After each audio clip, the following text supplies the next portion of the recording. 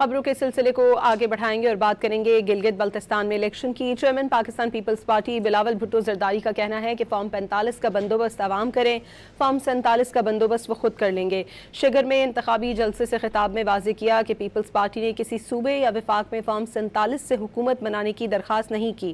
انہوں نے کشمیر اور گلگت بلتستان کے حق حاکمیت کو مضبوط بنانے کے لیے دونوں جگہوں کے انتخابات پاکستان کے عام انتخابات کے ساتھ کرانے کی تجویز بھی پیش کر دی۔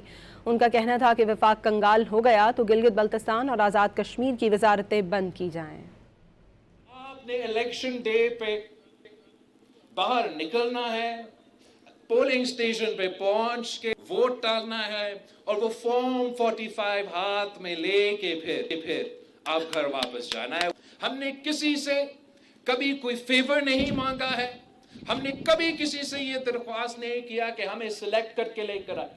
میں نے کبھی کسی سے یہ درخواست نہیں کیا کہ میرے لیے کوئی فارم 47 کا بندوبست کر کے مجھے غیر مناسب طریقے سے حکومت، کسی صوبائی حکومت ہو یا کوئی وفاقی حکومت ہو، ہم نے صرف اور صرف فری اینڈ فیئر الیکشن کا مطالبہ کیا۔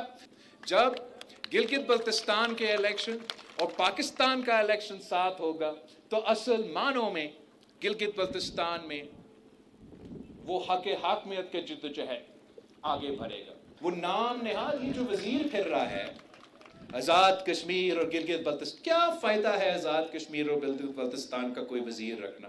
ختم کرے اس وزارت کو۔ کہتے ہیں کہ وسائل نہیں ہے، وفاق کنگال ہو چکا ہے۔ یار اگر وفاق کنگال ہے تو سب سے پہلے وہ آزاد کشمیر اور گلگت بلتستان کا جو وزارت ہے نا وہ بند کرے۔